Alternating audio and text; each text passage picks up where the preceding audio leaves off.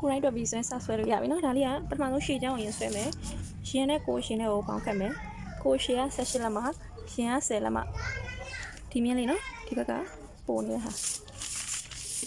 ရှင်နဲ့ကိုရှည်ပေါင်းခတ်ပြီးဒီမှာလည်းမဖောက်မယ်အချိန်ကလည်းလေးဆွဲမယ်2လက်မနဲ့6စိတ်2လက်မနဲ့6စိတ်ကိုပေါင်းခတ်မယ်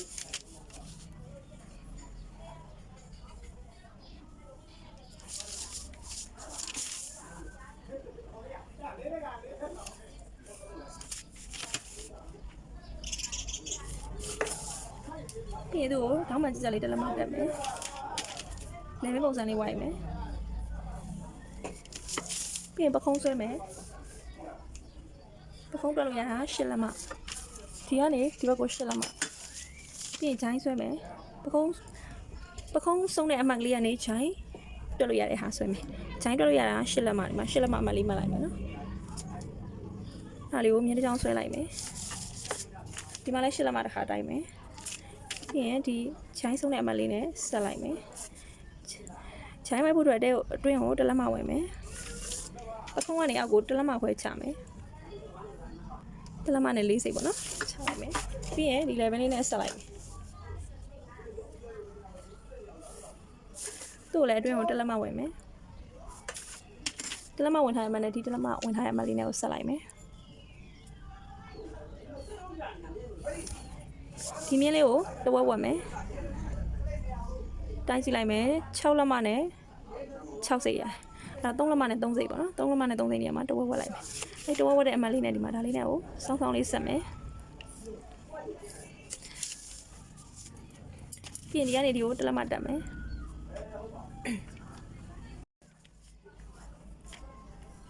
တစ်လက်မကိုထောက်မှန်ကြကြလေးတက်မယ်နော်နေရာလေးဒါလေးကတဝက်ဝက်ဒါတစ်လက်မတက်တယ်ပြီးရင်သူ့ကိုဘေးချုပ်စာတစ်လက်မပေါင်းထားလေးကိုမှတ်လိုက်မယ်ဒီဘက်ကနေအတွင်းကိုမှတ်မယ်ဒါလေးကိုဝိုက်မယ်နော်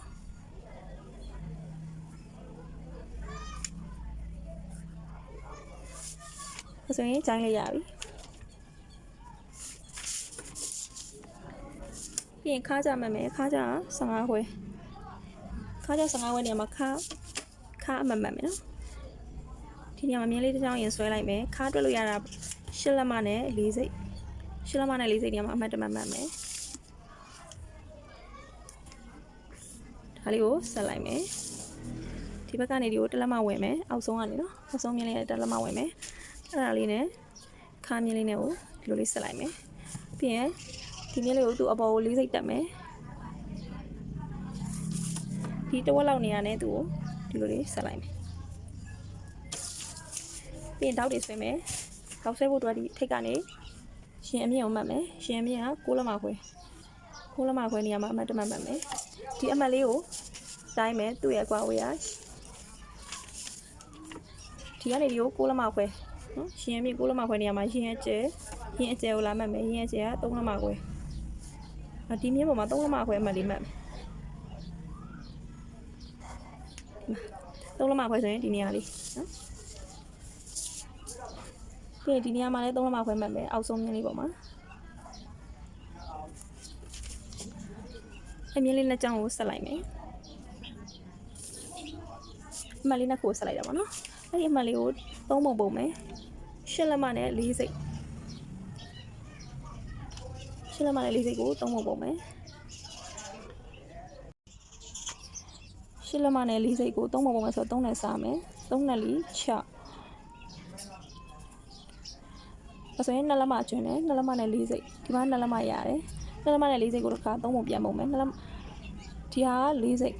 တစ်လက်မမှာ8စိတ်ရှိရနော်8စိတ်ရှိရ2လက်မဆို16စိတ်16ရဲ့4ရဲ့ပေါ့နော်20စိတ်ကို3ပုံပုံမယ်3 6 4 18ဆိုတော့နှစ်ကျွန်းလေးတယ်အဲ့ဆိုရင်2လက်မနဲ့6စိတ်ဒီမှာ2လက်မဒီမှာ6စိတ်ရဆို2လက်မနဲ့6စိတ်လောက်နော်4စိတ်6စိတ်ဒီနေရာလေးပြီးရင်2လက်မနဲ့6စိတ်အဲ့ဆိုရင်3ပုံပုံလိုက်ပြီနော်အဲ့ဆိုရင်ဒီမှာဒီကနေဒီပထမဆုံးအပုံလေးမှာသူ့တစ်ဖက်ကို4စိတ်စီမှတ်မယ်အောက်ဆုံးလေးမှာကျတော့သူ့ကို2စိတ်စီမှတ်မယ်အဲ့ဒါလေးကိုထောက်ဆွဲမယ်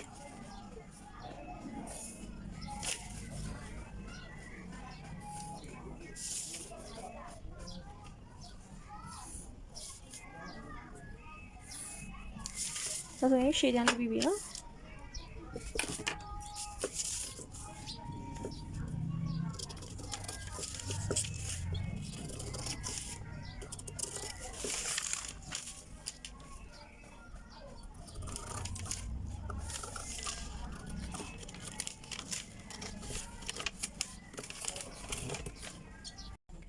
နောက်ချမ်းကိုဆက်ဆွဲမယ်နောက်ချမ်းဆွဲဖို့အတွက်ဒီမှာရှေ့ချမ်းလေးကိုစက်ကူပေါ်မှာပြန်နဲ့တွဲလိုက်ပြီနော်ဒီအောက်ကစက်ကူတွေပဲဒါလေးကရှေ့ချမ်းနောက်ချမ်းဆွဲဖို့အတွက်ရှေ့ချမ်းမှာပြင်ရမယ်ဒီပခုံးလေးကိုအပေါ်ကိုလေးစိတ်တက်ပေးရမယ်ပခုံးကနေအပေါ်ကိုလေးစိတ်တိုင်းလိုက်မယ်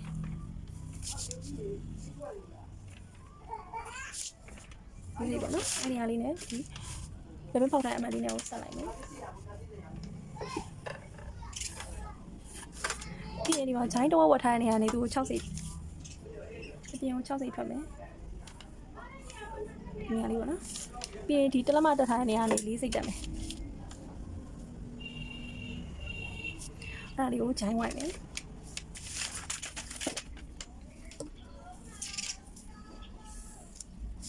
ခုံးမလေးနဲ့ဒီလဲမကနေသူ6စိတ်တက်ထားအဲ့ဒါလေးကိုမြင်းဖြောင်လေးပဲဆက်လိုက်မယ်ဒါလေးကိုကြောသူကိုပြပြလေးဝိုင်းလိုက်မယ်ညာလေးဒီပေါ့နော်အဲ့ဒါလေးကိုညှက်ထုတ်လိုက်ရမယ်ပြီးရင်ဒီမှာခါအမတ်ကိုမှတ်ခဲ့မယ်သူတွဲရပေါ့နော်တော့ပြန်ဆွဲရမှာခါအမတ်လေးကိုမှတ်ခဲ့ပြီမှတ်ပြီးရင်သူညှက်လို့ရပြီ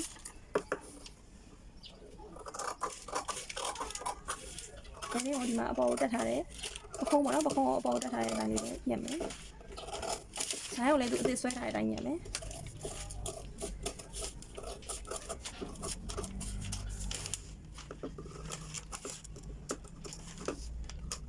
အောက်ကိုကြော်ရမ်းနဲ့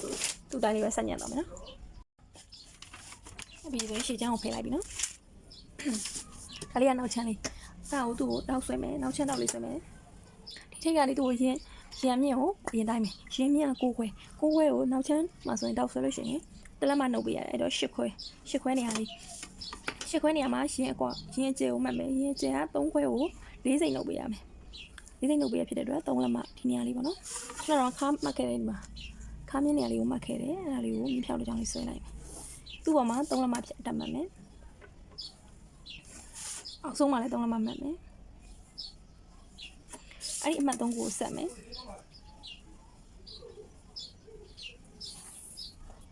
ပြီးရင်ဒီဟာလေးကိုတစ်ဖက်ကို4စိတ်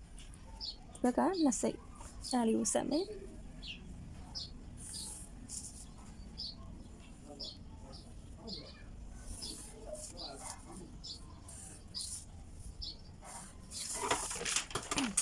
အဲ့ဒီရှေ့ချမ်းလေးကိုပြင်မယ်နော်ရှေ့ချမ်းကိုပြင်ဖို့အတွက်ဒီရှင်းကန်ပုံစံလေးချုပ်မှာပေါ့နော်ရှင်းကန်ပုံစံလေးကိုအပေါ်ကနေဒီပခုံးလေးကိုအုပ်တဲ့ပုံစံလေးပေါ့နော်ဒီချိုင်းလေးကို3ပုံပုံမယ်6လက်မနဲ့6စိတ်6လက်မနဲ့6စိတ်ကို3ပုံပုံမယ်အဲ့တော့2လက်မနဲ့2စိတ်ပေါ့နော်2လက်မနဲ့2စိတ်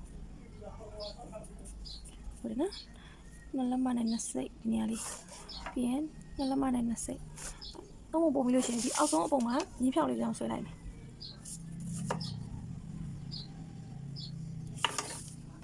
အောက်ဆုံးပုံမှာမြင်းဖြောင်လေးကြောင်းဆွဲမယ်ပြီးရင်သူ့ရဲ့အောက်ကို2လက်မဒီနေရာအဲ့ဒီ2လက်မနေရာနဲ့ဒါလေးနဲ့ကိုဒီလိုလေးဆက်လိုက်မယ်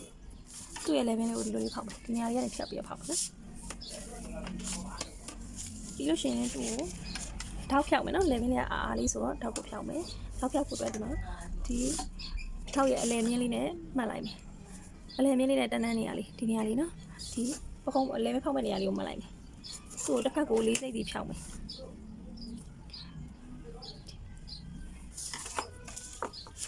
နော်ဒီ4စိတ်စီအမှတ်ကလေးတွေနဲ့ဒီမှာဒါလေးနဲ့ကိုဒီလိုလေးတန်းတန်းလေးဆက်မယ်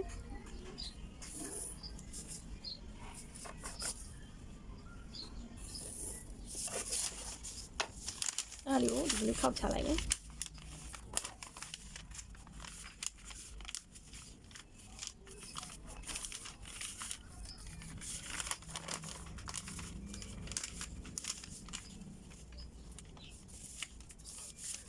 ဆိုတော့လေပင်းလေးကလွဲသွားပြီနော်လွဲသွားတာလေးကိုပြန်ပြီးတော့ဆက်မယ်ဖြောင်းလေးဆက်လိုက်မယ်နော်ဆိုတော့လေပင်းလေးကဒီနေရာလေးဖြစ်သွားပြီအဲ့ဒါလေးကိုညှက်ထုတ်လိုက်မယ်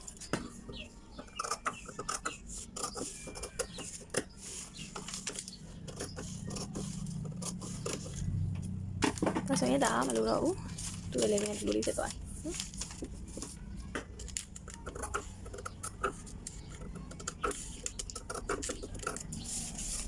ပြီးရင်သူ့ရဲ့ထောက်တွေကိုခွဲထုတ်လိုက်မယ်နော်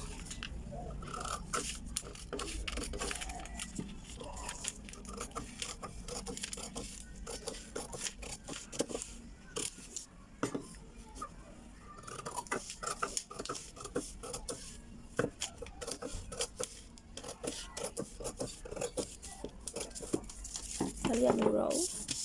အဲဆိုရှေ့တန်းလေးကဒီလိုလေးရသွားမယ်ဒီနေရာလေးမှာခောက်ချောင်းလေးနဲ့ညက်ပေးရမယ်ဒါကိုကျတော့နှစ်ခုညက်ပေးရမယ်ဒါကို F1 လို့သတ်မှတ်မယ်ဒါက F2 ဒါကိုကျတော့သူကမခောက်ရအောင်အပြန်လိုက်ကိုမှနှစ်ခုညက်ပေးရမယ်ဒီဟာကိုခောက်ရက်လေးတစ်ခုညက်ပေးရမယ်သူ့ရှေ့တန်းလေးကဒီလိုလေးပြီးလို့ရှိရင်သူ့အပေါ်ကနေဒီရဘက်ကအပေါ်ကနေအုပ်မဲ့ဟာလေးညက်မယ်နော်ပခုံးပေါ်မှာအုပ်တဲ့အရွက်ကလေးလောက်ဖို့အတွက်သူ့ကိုရှေ့ချမ်းလေးကိုထောင်းမပါဘဲနဲ့ရှေ့ချမ်းအသေးလေးတစ်ခုပြန်ဆွဲလိုက်မယ်နော်အဲ့ဒါကမှသူ့ကိုဒီအောက်ကိုတစ်လက်မှချမယ်၄စိတ်လောက်ချလိုက်မယ်နော်လေလေးကိုချင်းချင်းလေးရရ၄စိတ်ချမယ်ပြီးရင်ဒီဘက်ကိုတစ်လက်မှချမယ်အဲ့ဒါလေးကိုဝိုင်းမယ်လေလေးကိုလေးဝိုင်းမယ်နော်လေလေးကဒီလိုလေးဝိုင်းမယ်ပြီးလို့ရှိရင်ဒီမှာရှင်ရဲ့အောက်ကို၃လက်မှချမယ်3လက်မှဒီနေရာလေးနော်အဲ့နေရာလေးနဲ့ဒါလေးနဲ့ကိုလာဆက်မယ်ဒီဒီလေးကိုတိုင်းထားမယ်ဒီသူခုနကရှေ့တန်းရက်ခဲဒီရာလေးကိုလေဒီပေါ်မှာပြန်တင်မယ်ပြန်တင်ပြီးတော့မှတ်လိုက်နေရာလေးပေါ့နော်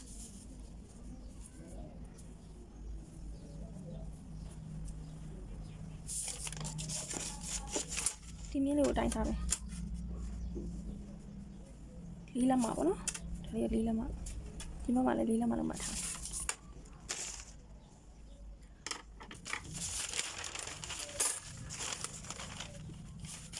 ဟုတ်ပြီလေဗယ်လေးညှက်လိုက်မယ်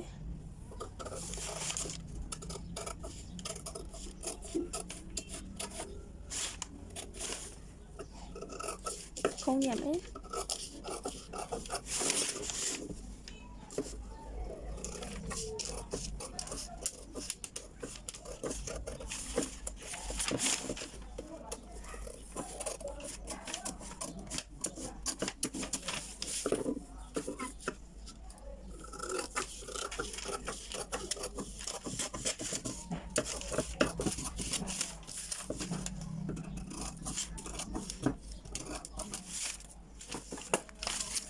ဆိုတော့ level မှာအုပ်မဲ့ဟာလေးကဒီလိုလေးဖြစ်သွားမယ်နော်ဒါဒီဟာလေးသူ့ရဲ့ button ဒါကျတော့ F3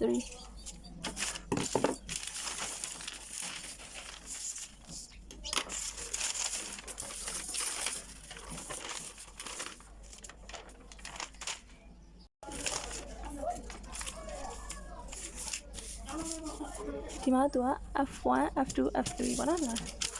အပေါ်လာလေးကဒီလိုလေးပတ်တန်လေးတွေအားလုံးဆွဲပြီးဆိုရင်သူ့ရဲ့ညံလေးလေးကိုပြရမယ်နော်ဒီဟာလေးကိုကျွန်တော်အသေးစိတ်မညက်ပြတော့ဘူးတကယ်လို့ဒီဗီဒီယိုလေးရဲ့အင်ကြီးလေးကို like ချုပ်ချင်လို့ရှိရင်အမရဲ့ဒီ YouTube channel လေးတွေကိုအစပိုင်းတင်ထားတဲ့ဗီဒီယိုလေးတွေဝင်ကြည့်ပေးပါနော်အစပိုင်းတင်ထားတဲ့ဗီဒီယိုလေးမှာဆိုရင်ဘယ်လိုညက်ရလဲဒီပတ်တန်ပေါ်ကနေပိတ်စာပေါ်ထောက်တွေဘယ်လိုကူးရလဲဆိုတာအဲ့ဒါကိုအသေးစိတ်ပြထားရနော်ဒါလေးကတော့ခြေခံမချုပ်တတ်တဲ့လူတွေအတွက်ပေါ့နော်အဲ့ဒီဟာလေးတွေ like ကြည့်ပေးလို့ရတယ်နော်ချုပ်တဲ့လူကတော့ဒီပတန်လေးဆွဲပြရရင်ကိုချုပ်နေကြတဲ့အတိုင်းပဲကိုစာလေးတက်ပြီးတော့စစ်လေးတက်ပြီးရမ်းမယ်ချုပ်သွားရုံပဲနော်စစ်မတက်တဲ့လူတွေတို့ကိုစာမတက်ဘူးလို့ပါလို့ဆိုရင်မမရဲ့အရင်တင်ထားတဲ့ဗီဒီယိုလေးတွေကိုတွက်ကြည့်လို့ရတယ်နော်အဲ့မှာအစအဆုံးအသေးစိတ်လေးတွေချုပ်ပြထားတယ်အခုနောက်ချမ်းလေးကိုဆက်ညက်မယ်ဒါလေးကနောက်ချမ်းနော်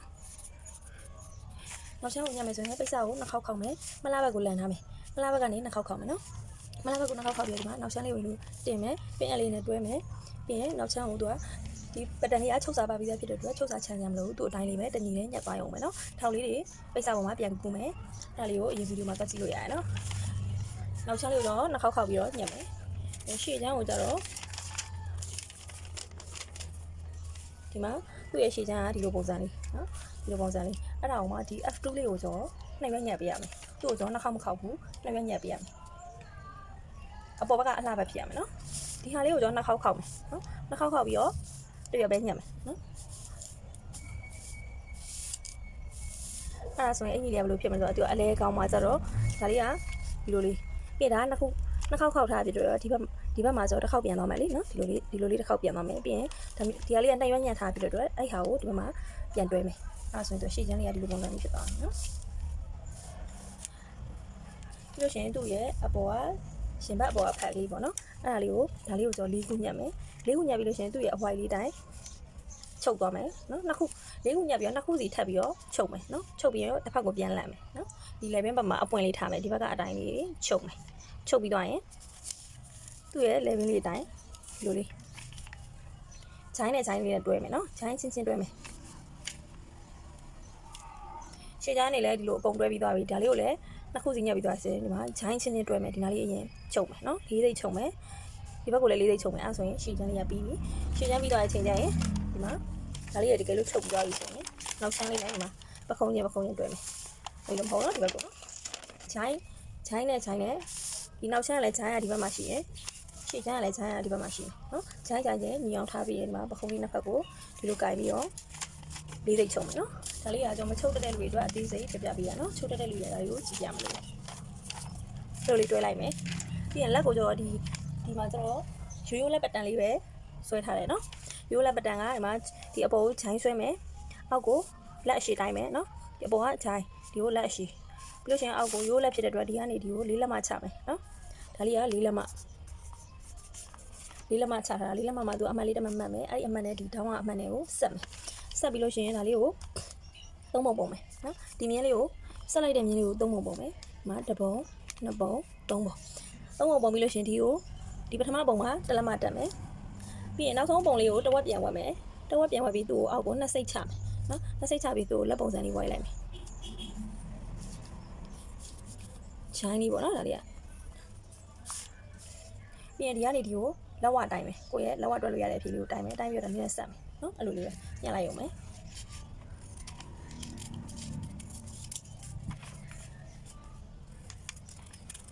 လက်ကိုကျွန်တော်နှစ်ခုညက်ပေးရမယ်နော်ဒီခေါက်ချောင်းလေးနဲ့နှစ်ခုညက်ပေးရမယ်